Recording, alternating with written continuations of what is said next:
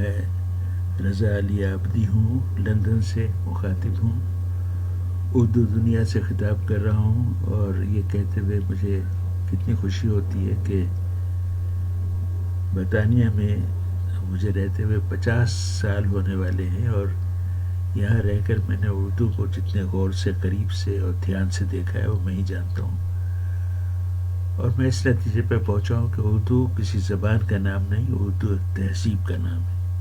لوگ کہتے ہیں یہ زبان ہے، میں کہتا ہوں یہ دنیا میں ہزاروں زبانیں ہیں، اور اکثر کا نام سنتے ہی معلوم ہو جاتا ہے کہ کس علاقے کی، کس ملک کی، کس قومیت کی زبان ہے۔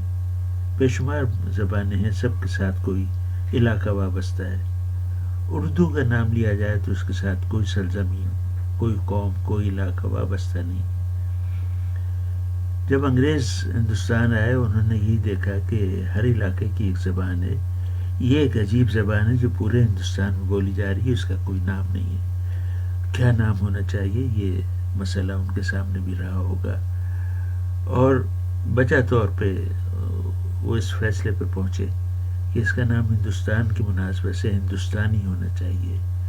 چنانچہ بہت عرصے تک ہماری زبان جسے ہم اردو کہتے ہیں ہندوستانی کہلائی، اسی نام سے قدر ہوئی اس کی، اسی نام سے اس کی ترویج ہوئی، اشاعت ہوئی، اردو کتابوں، اردو طباعت شروع ہوئی، اردو چھاپہ خانہ بنایا گیا، اردو کے حروف طے شدہ اصول کے تحت مرتب کیے گئے، ہندی آوازوں کے ڈال، ٹے، ڑے، ڈھا، بھا، پھا کیسے لکھا جائے یہ طے ہوا۔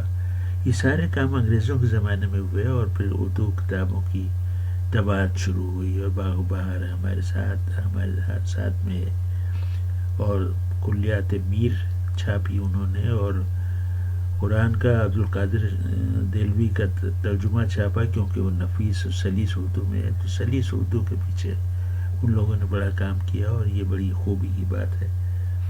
تو میں یہ اس نتیجے پہ پہنچا ہوں کہ اردو کسی زبان کا نام نہیں بلکہ ایک تہذیب کا نام ہے، اور ایسی تہذیب جس میں بہت سے عوامل شامل ہوں، تمدن، تمیز، سلیقہ، قرینہ، رکھ رکھاؤ، اٹھنا بیٹھنا، کھانا پینا، اوڑھنا پہننا، رشتے، مراسم، قربتیں، رفاقتیں، نزاکتیں، آرائشیں، آسائشیں، اور سب سے بڑھ کر عام زندگی کی بولی ٹھولی، بات چیت، اظہار، لب و لہجہ، گفتگو کا اتوار، یہ سب چیزیں ہیں جسے ہم اردو کہتے ہیں۔ یہ دراصل ایک تہذیب ہے جس کا یہ نام ہے، جسے ہم اردو کہتے ہیں۔ اب اس کی جو شہر شہر اردو کانفرنسیں ہو رہی ہیں، کسی ایک تہذیب کانفرنس بھی ہونا چاہیے جس میں وہ سارا رکھ رکھاؤ کی نمائش ہو اور اس کا اظہار ہو جو اردو سے وابستہ ہے، اور یہ کوئی مشکل کام نہیں ہے، یہ بہت آسان ہے، اسے ہونا چاہیے۔ اردو زبان کے بارے میں یہ کہتے ہوئے جی دکھتا ہے کہ اس پہ مشکل وقت پڑا ہے۔ میں برطانیہ میں ہوں، یہاں سن 60-62 میں لوگ ہماری طرف کی بڑی تعداد میں آئے، اپنے ساتھ اردو زبان لائے، اردو روایات لائے، ان کے ساتھ، اس نسل کے ساتھ ہی زبان رہی۔ پھر مشکل وقت پڑا، وہ نسل رفتہ رفتہ دنیا سے اٹھتی گئی، اب یہاں بچے ہیں، نئی نسل ہے، تیسری نسل ہے، انگریزوں کی طرح انگریزی بول رہی ہے، ان سے اردو نہیں بولی جاتی، بولتے ہیں تو تعامل اس میں ہوتا ہے، تو یہ اس میں ان کا کوئی قصور نہیں ہے، یہ وقت کے ساتھ ہوتا آیا ہے، اس میں کوئی جبر نہیں ہے۔ ہم نے اپنے بچوں پہ بھی کوئی جبر نہیں کیا کہ وہ جیسے بھی بنے اردو بولیں۔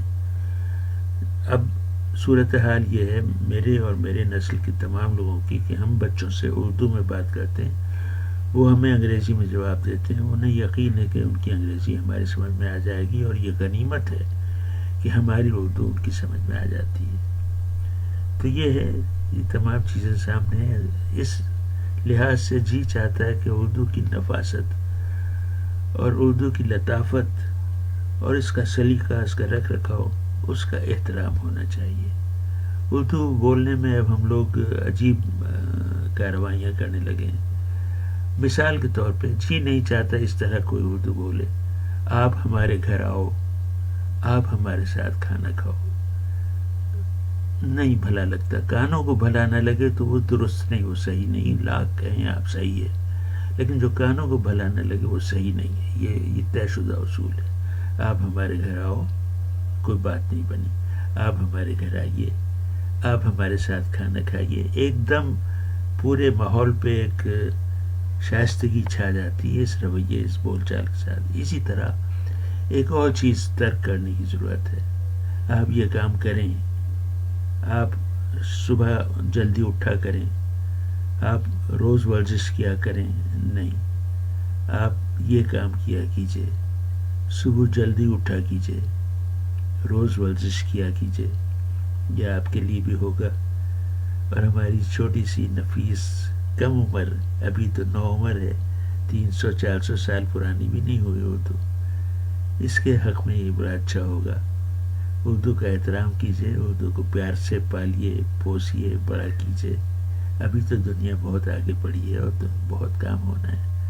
اردو آپ سے مطالبہ نہیں کرتی، یہ فرمائش کرتی ہے کہ اس کی نفاست اور اس کی سلاست کو برقرار رکھا جائے.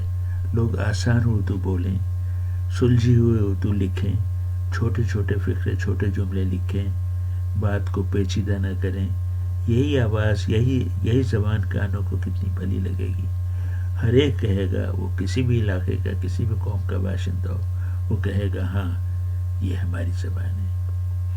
اور ایک آخری تہذیب اردو کی وہ یہ کہ جب سلام کریں، اب تو لوگ کونی سے کونی ملا کے سلام کرنے لگے ہیں. ہاتھ ملانا منع ہے.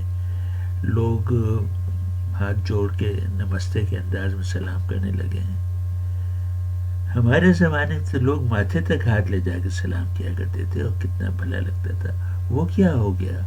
وہ کیوں ترک ہو گیا؟ ساری دنیا کی فوجیں آج تک ماتھے کے قریب ہاتھ لے جا کے پریڈ سلامی کرتی. ہمارا وہ سلام کرنے کا طریقہ کیوں چلا گیا؟ آخر میں آپ کو میرا سلام.